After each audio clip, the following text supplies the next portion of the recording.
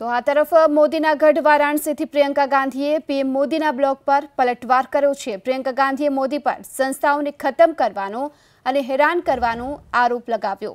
ચોકીદાર બાદ પ્રિયંકા ગાંધીએ બીજો મોટો આ હુમલો કર્યો છે। તો ભાજપે દેશની સંસ્થાઓને નુકસાન પહોંચાડ્યું હોવાની વાત પ્રિયંકા ગાંધીએ કરી છે। અમે કોઈથી ડરવાના નથી, તેમની સાથે લડતા રહીશું એ પ્રકારની વાત પણ કરી।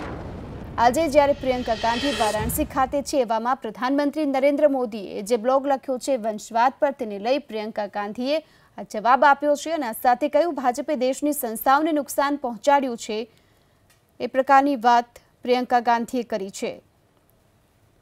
આ સાથે જ સંસ્થાઓને ખતમ કરવાનો, હેરાન કરવાનો આરોપ પણ લગાવ્યો।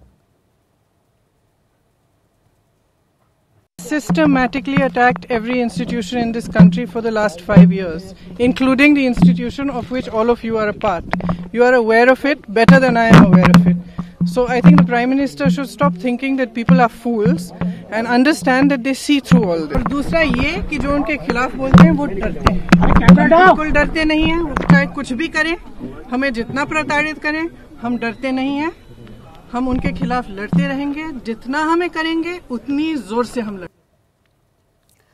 तो જે પ્રમાણે હાલમાં અત્યારે બે અલગ અલગ દ્રશ્યો આપને દર્શાવી રહ્યા છે। એક તરફ પ્રધાનમંત્રી નરેન્દ્ર મોદીએ વાર કર્યો, બીજી તરફ પ્રિયંકાનો પલટવાર તુરંત જ જોવા મળી રહ્યો છે। પ્રધાનમંત્રીએ બ્લોગ લખ્યો છે અને આ સાથે જ કોંગ્રેસના વંશવાદ પર વાર કર્યો।